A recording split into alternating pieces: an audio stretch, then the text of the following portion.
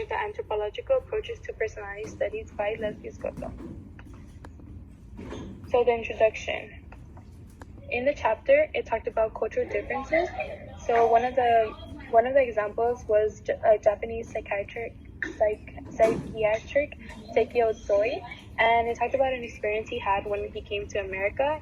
He says that in American society, they offer instead of giving, and in Japanese culture, they're more of a giving society. So he noticed that difference as soon as he came to America. The second example was by Japanese-American sociologist Harry Kitano. He experienced almost a similar encounter where in Japanese culture, he said that refusing things is a polite way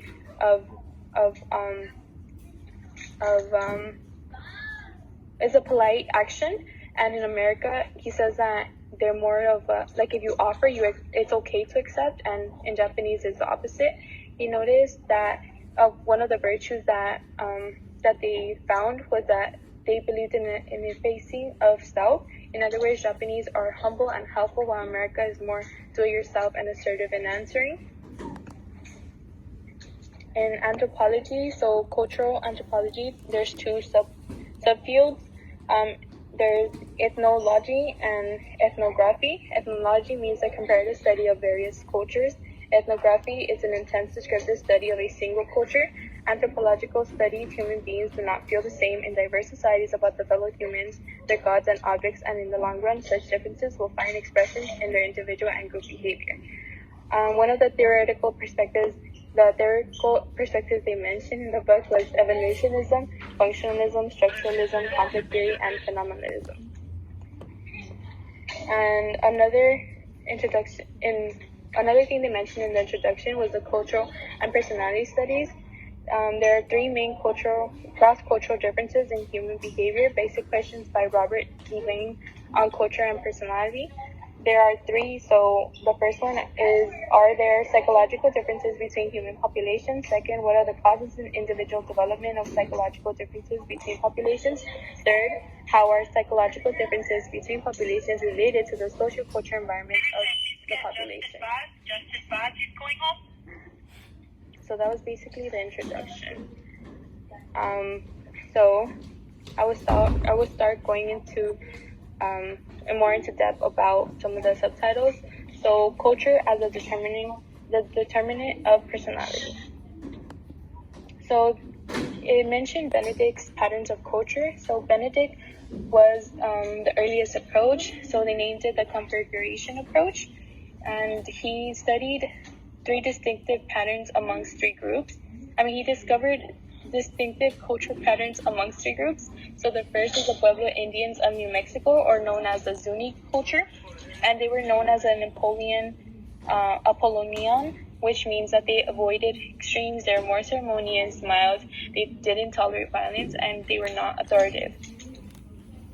The Dobie Islanders in Melanesia was also studied, and they were studied as the Dionysian, which basically they were more aggressive, they were dangerous, powerful, cannibals, warriors, feared, and they were labeled as paranoid and megalomaniac. And the third group was the Coahuilto of the northwest coast of North America, Then they were known also as Dionysian, and for their aggressiveness, they were more of a cannibal society. They actually ate human flesh, and they loved self-glorification. One of the Benedict's view was that culture was personality, and they accentuated distinctive themes of various cultures as ideal types of analysis. On the other hand, there was another study called Mead's South Sea Study. One of the problems he mentioned was the adolescent girl education in early adolescence and sex differences. One of his studies defined cultural basis of group differences in behavior, the problem how the human character is molded by the diverse culture inserted into human beings. Cultureless and flexible are born. So first, they studied the coming of age in Samoa. which are the disturbances which sex our adolescents due to the nature of adolescence itself to the civilization. So that was the overall question that ran the study.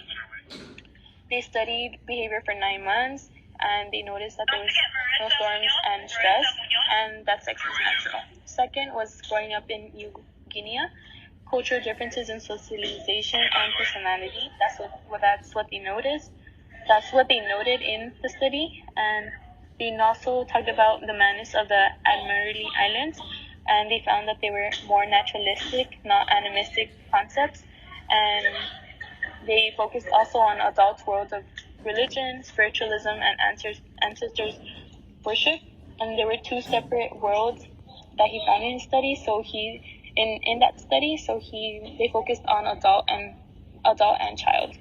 And the third one was sex and temperament in 3 primitive societies. They talked about the degree of temperamental differences between the sexes are innate and what was culturally determined. And finally, the conclusion of the study, men and women displayed paternal aspects, cooperative, unaggressive, responsive to the needs and demands of others. And overall, the criticism of Benedict's approach, she exaggerated the internal consistency of culture and neglected the aspects of tensions, conflict, and change. Her personal observation and subjective methods of analysis were difficult to verify. Since culture and personality were assumed to be equivalent, a casual explanation is impossible. Subsequent research in the field discovered that her characterization of the 3 non-literate societies were overdrawn, especially her Western psychopathological labeling of the Dobie Kawati contradicted cultural relativism. And the criticism of Mead's study was that it was also subjective impressionism, overgeneralization, and contradictory information, kind of what Benedict's was kind of as well. They both contradicted. Alright, culture as a determinant and expression of personality. Gardiner's basic personality structure.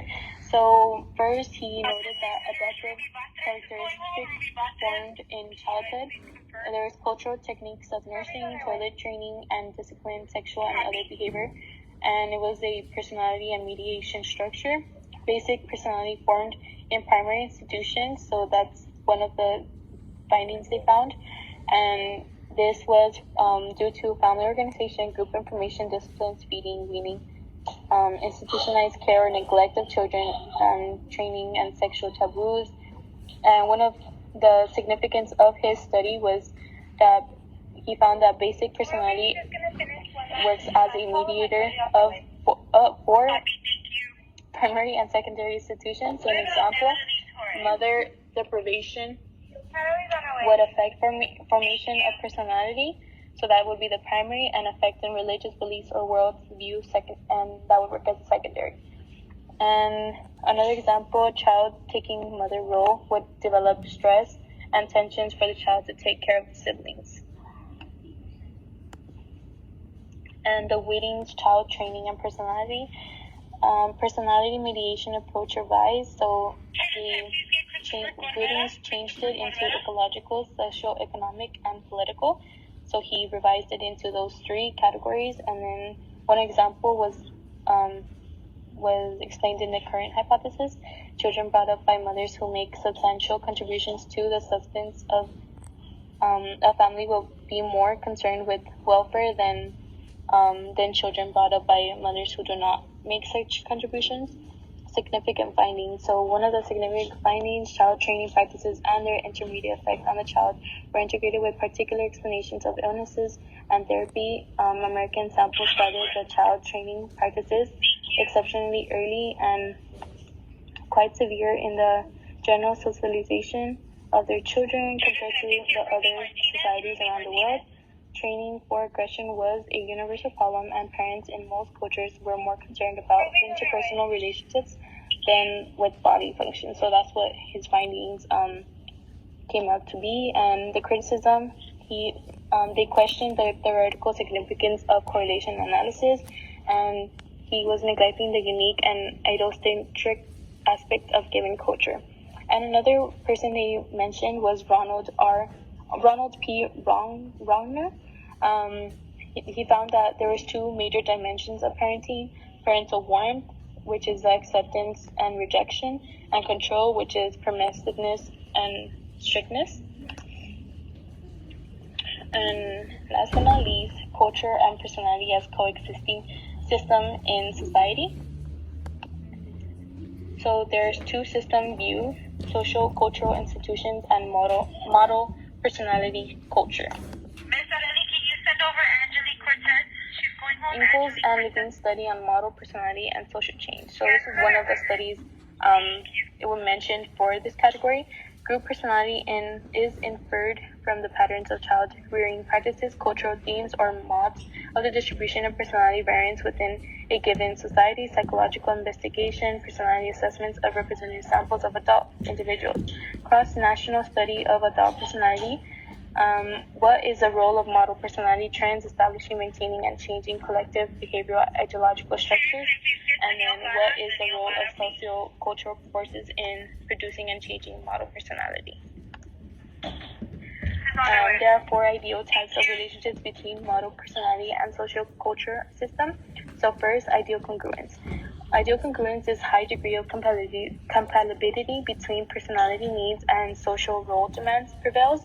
So, and the second one, unstable congruence. Stable relationships between model personality and social culture systems precipitates a high potential for abrupt social change or personality deviance. And this is experienced through strain, causing them to change. Institutionally induced non-congruence experience strain based on the demands made by institution. So the institution causes strain on the person, so causing them to demands them to change. Characterological induced non-congruence, hypothetical situations, and it's rare. It hardly ever happens. So the conclusion of Ingalls and Smith's study: a man's character summed up in four major headings. He is an informed participant citizen. He has a marked sense of personal efficiency. He is highly independent and autonomous in his relationship to traditional sources of influence, especially in making a decision, ready for new experiences. He's open-minded and cognitively flexible. And the second conclusion made was that national differences in individual modernity, basic characteristics, occupations, education, and mass media exposure, and contextual effects of modern social milieu or ambience. Basically, the new society is affecting the national differences between an individual. And finally, comparative study of values in complex society. So they mentioned in this study Kluckron and Strozebeck. The distinguished elements found in that study was cognitive, affective, and directive. There are 5 basic problems. What is the character of an innate human culture? So human nature orientation. What is the relationship of man to nature and man versus nature orientation? What is the temporal focus of human life? Time orientation. What is the modality of human activity? Activity orientation. What is the modality of man's relationship to other men? And that is known as the relational orientation. So the sample in his study, he used 5 communities. First was the Spanish Americans, Texans, Mormons, Navajo, and then finally the Zuni. Based on those communities, the result was that they found a superiority of Spanish Americans was higher than others. Another result was that the Texans and the Mormons were similar, but standing on different sides of Spanish Americans. And then finally, there was differences between the two Indian groups, even though when they were compared, so there were a lot of differences. And major contributions of the sample was the formulation of a comprehensive typology of variations in values orientation, the development of a rigorous empirical methods of testing their typology, and third, the employment of an excessive cross-cultural survey of contemporary peoples in the U.S. And finally, he sues No, we still have one more. Sorry. So after this one, so he sued Americans and Chinese passed two differences. So they talked about they used a psychological anthropology. They avoided the national character and instead referred to ways of life. So that's how they viewed the differences. So there was differences between American versus Chinese. There were cultural values that were different, social institutions that were different, behavior patterns, art, literature, marriage, family, government, religion, and economic life that they found differences in. And so in the Americans' way of living, they had a more individual-centered way, and the Chinese had a more situation-centered way. In the Chinese, they discovered Zhen, which is basically an interpersonal transaction, means man, and in English, and which also led to the psychosocial homeostasis, and this was found in 7 concentric circles. And the final study, a Connor study on 3 generations. So first, an empirical study on 3 generations was done with the first generation, 234 EC, second generation, 241, 372 Sensei, the third generation. So the significant findings for this study, the first generation was deterrence, duty, and obligation of the hierarchy. Second generation, they were in between, and the third generation was that they were more Americanized. The contributions of his study, it was a multi-dimensional measurement of module personality characteristics and a multi-generational study. It identified persisting elements in model personality, and it studied a complex society, so it was more, they dug deeper into the generations. So that was chapter 5. I will be introducing